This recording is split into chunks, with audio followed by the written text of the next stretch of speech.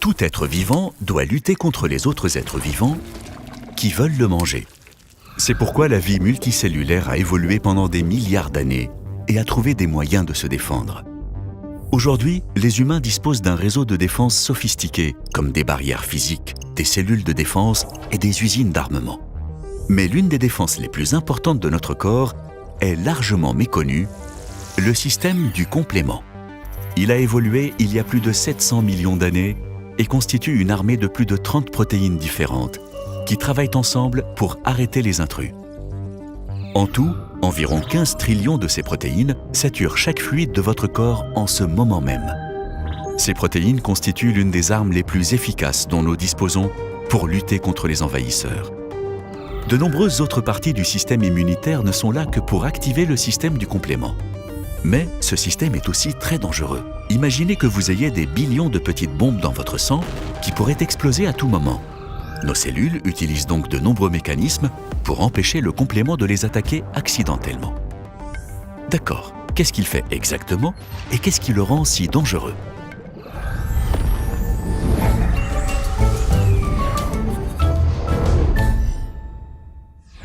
En bref, le système du complément fait 3 choses. Il paralyse les ennemis, il active le système immunitaire et il fait des trous dans les choses jusqu'à ce qu'elles meurent. Mais comment ? Après tout, il s'agit de protéines sans esprit qui dérivent au hasard, sans volonté ni direction. En fait, cela fait partie de la stratégie. Les protéines du complément flottent dans une sorte de mode passif.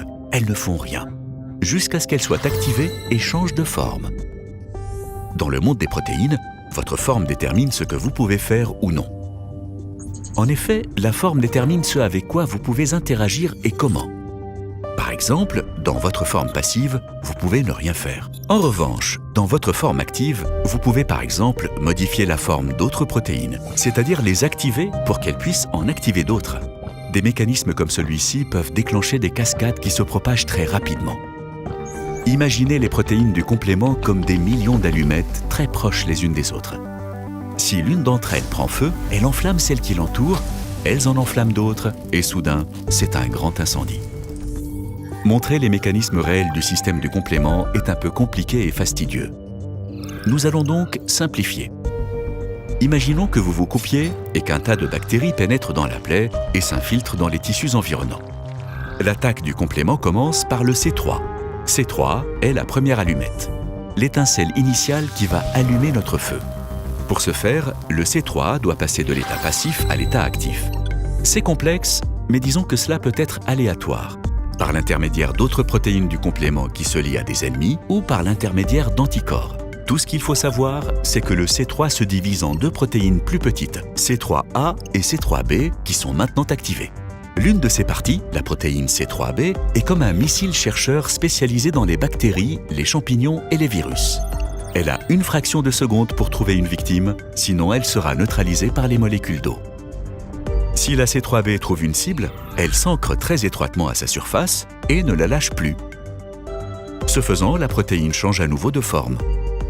Dans sa nouvelle forme, elle peut attaquer d'autres protéines et lancer une petite cascade en changeant de forme plusieurs fois, en ajoutant d'autres protéines du complément à elle-même. Enfin, elle se transforme en plateforme de recrutement, connue sous le nom de C3 convertase. Cette plateforme est experte dans l'activation d'autres protéines C3 qui recommencent tout le cycle. Une boucle d'amplification s'amorce. Bientôt, des milliers de protéines recouvrent les bactéries. Pour la bactérie, c'est très mauvais. Cela peut la paralyser, la rendre impuissante ou la ralentir. Imaginez que vous soyez recouvert par des milliers de mouches. Mais ce n'est pas tout. Vous souvenez-vous de l'autre partie de C3 ? La protéine C3A. C3A est comme une balise de détresse. Des milliers s'éloignent du lieu de la bataille en criant pour attirer l'attention. Les cellules immunitaires passives remarquent les protéines C3A et sortent de leur sommeil pour suivre les traces des protéines jusqu'au site de l'infection. Plus elles rencontrent de protéines d'alarme, plus elles deviennent agressives. De cette manière, le complément guide les renforts exactement à l'endroit où ils sont le plus nécessaires.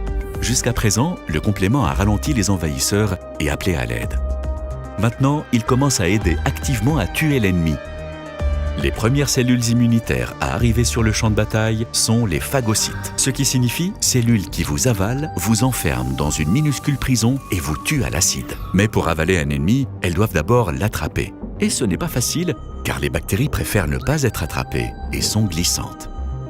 Mais maintenant, le complément qui s'est ancré dans la bactérie agit comme une sorte de colle qui permet aux cellules immunitaires d'attraper facilement leurs victimes.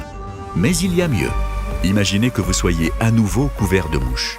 Imaginez maintenant qu'elles se transforment en guêpes. Une autre cascade est sur le point de commencer. À la surface de la bactérie, la plateforme de recrutement C3 change à nouveau de forme et commence à recruter de nouvelles protéines. Elles entament la construction d'une structure plus importante, un complexe d'attaque membranaire.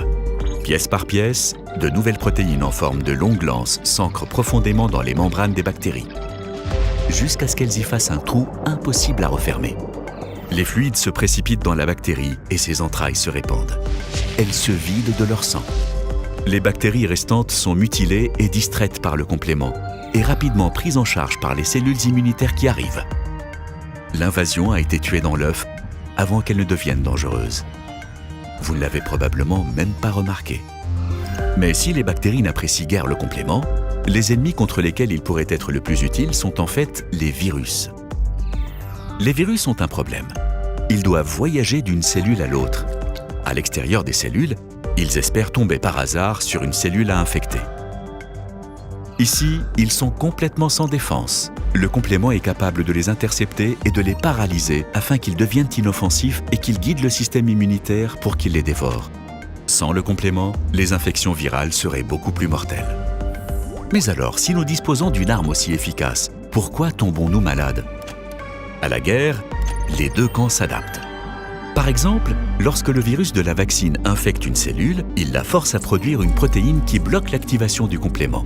De cette manière, le virus crée des zones de sécurité autour des cellules qui l'infectent. Lorsqu'il les tue et tente d'en infecter d'autres, il a plus de chances de réussir. Certaines bactéries peuvent s'emparer de certaines molécules du sang qui maintiennent le système du complément en état d'apaisement et se rendre invisible. Ainsi, le système du complément, bien qu'il soit extrêmement important, n'est qu'un des acteurs de l'organisation complexe et magnifique qu'est notre système immunitaire. Un bel exemple dont la façon dont des choses sans importance peuvent faire des choses intelligentes ensemble. Si vous voulez continuer à admirer ce monde étonnant qui est le nôtre, vous pouvez le faire avec l'un de nos produits sur le thème de la vie et de la nature et soutenir directement Kurzgesagt, comme notre carte de l'évolution, des affiches panoramiques ou un produit qui brille dans le noir. Nous mettons autant de soin et d'amour dans les produits que nous fabriquons que dans nos vidéos. Que ce soit nos carnets peluches, pins, sweats à capuche et t-shirts. Tout cela a pour but d'éveiller votre curiosité pour l'espace, la nature et la vie elle-même. C'est aussi le meilleur moyen de soutenir cette chaîne. Mais ne vous sentez pas obligé. Regarder et partager nous aide déjà beaucoup. Et nous sommes reconnaissants de vous voir si nombreux. Merci d'avoir regardé.